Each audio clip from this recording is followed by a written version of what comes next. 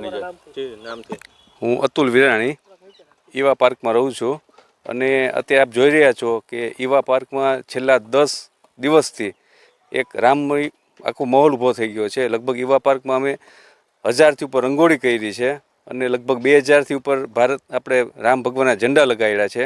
અને આ 500 વર્ષ પછી આપણા ભારતમાં જો આવો એક ધાર્મિક પ્રસંગ આવતો હોય કે જે આપણે શ્રી રામ જન્મભૂમિ મહોત્સવમાં અયોધ્યામાં શ્રી રામ ભગવાન એના ઘરે પાછા પધારતા હોય ત્યારે આ એક દિવાળી જેવો માહોલ છે. અને આ એવી દિવાળી છે કે આવી દિવાળી અમે તો લગભગ અમારા સમયમાં જોઈ નથી અને આવી દિવાળી કદાચ જોશું નહીં. તો આ તકે આપણે આપણા માનનીય વડાપ્રધાન શ્રી નરેન્દ્રભાઈ મોદીનો પણ આપણે ખૂબ ખૂબ આભાર માનવો જોઈએ અને સમગ્ર હિન્દુ સંસ્થા અને ન્યાયાધીશ કે જેને એક આપણું સરસ મજાનું આપણે અયોધ્યા મંદિર નિર્માણનું આપણી પાછળના સંઘર્ષો જે 500 વર્ષ પહેલાંના સંઘર્ષો હતા એ આજે પૂર્ણ થયા અને એક ખરેખર એક દિવાળી જેવો મહોત્સવ છે. અને હવે આવી બીજી દિવાળી આપણે પણ ઉજવવાની છે જ્યારે મથુરામાં કૃષ્ણ મંદિરનું જ પણ આવી રીતે આપણે ફરીથી પુનઃ સ્થાપન કરશું.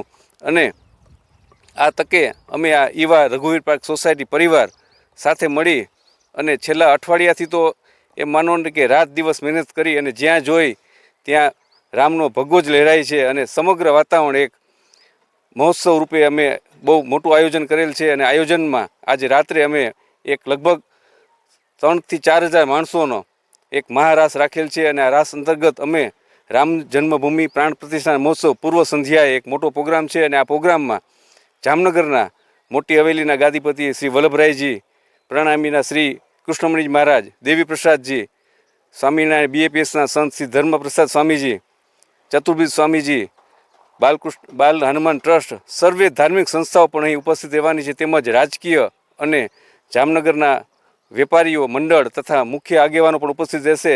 તો આજનો એક માહોલ એવો છે કે આખા જામનગરમાં આજે જ્યાં જોવો ત્યાં અમારા કાર્ડની કોપી, અમારા આ પ્રોગ્રામની થીમની કોપી લગભગ જામનગરમાં આખા જામનગરમાં એમ જ કહે છે કે ઈવા પાર્કમાં જોઈ આવો તમે સોમનાથ મહાદેવના મંદિરે એવું આયોજન કરો. એટલે ટોટલી આમ જોવો તો એક ટાંચરીથી માંડીને એક ધજા સુધીનું ટોટલી એક અહીં અમારી નકલ થાય છે. અને સારું છે કે અમને પણ રામ ભગવાને આવું પ્રોત્સાહન આપ્યું અને અમારા પ્રમુખ શ્રી હસુભાઈ પેઢડિયાનો પણ સાથ સહકાર રાત દિવસ કરી અને ખૂબ અમે ધામધૂમથી આ સોમનાથ મહાદેવના મંદિરના આંગણે આ સરસ મજાનો પ્રોગ્રામ ઉજવીએ છીએ. અને આશા રાખીએ કે આવતા પ્રોગ્રામમાં પણ આપણે આવી રીતે સાથ સહકાર મળતો રહેશે. અને સમગ્ર રામ ભક્તોને જય જય શ્રી રામ. જય શ્રી રામ ભગવાન. હું નીતાબેન હસમુખભાઈ પેઢડિયા, ઈવા તથા રઘુવીર પાર્ક 1 અને 2 અમે 3 દિવસ થયા સતત રંગોળી કરી છે. 1000 રંગોળી બનાવી છે અમે આ સોસાયટીમાં.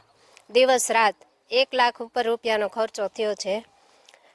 જેવી અયોધ્યા ભગવાન રામ ભગવાન જેવા અયોધ્યામાં પધારતા હોય તો આપણે આપણી રીતે જે થતું હોય તે બધી મહેનત કરવાની હોય.